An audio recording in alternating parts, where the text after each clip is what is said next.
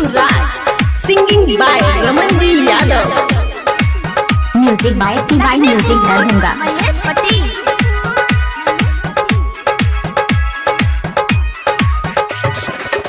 सजा दन भाई पंडाल अलगा दो डीजे धमाल। राकेश भैया थोड़ा साउंड में आवाज दीजिएगा और शांति बनाए रखिए। और कहना है क्या, और उठाइए दोनों हाथ और बोलना है मेरे साथ। अइले हंस सवार होके मैया हो, अइले हंस सवार होके मैया हो, मैया हो सुना भैया हो, मैया हो सुना भैया हो। अइले हंस सवार होके मैया हो, अइले हंस सवार होके मैया हो, मैया हो सुना भैया हो। DJ Guttu Raj, Lakhanpur Mahesh Patel.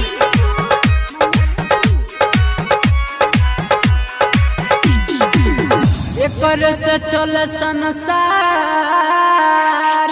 आ मैया है दया के भंडार। किशन भैया ये सामने वाला हेलोजन थोड़ा मुंह पर पड़ रहा है, इसको साइड में कीजिए और शांति बनाए रखिए। और एक बार और कहना है क्या, अइले हंस सवार होके मैया हो, अइले हंस सवार होके मैया हो, मैया हो सुना भैया हो, मैया हो सुना भैया हो। अइले हंस सवार होके मैया हो, अइले हंस सवार होके मैया हो। DJ Guttu Raj, Lakhanpur Mahesh Patel.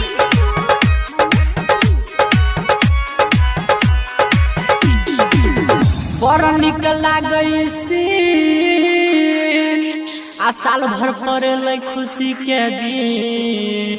Hello check hello, Rohit भैया थोड़ा आवाज दीजिएगा। हम गायक रमनजी यादव, आप लोग इसी तरह से हमको प्यार दुलार देते रहिए और आगे बढ़ाते रहिए। और कहना है क्या, हंस सवार होके मैया हो, अइले हंस सवार होके मैया हो, मैया हो सुना भैया हो, मैया हो सुना भैया हो। अइले हंस सवार होके मैया हो, अइले हंस सवार होके मैया। Music by Divine Music Darbhanga.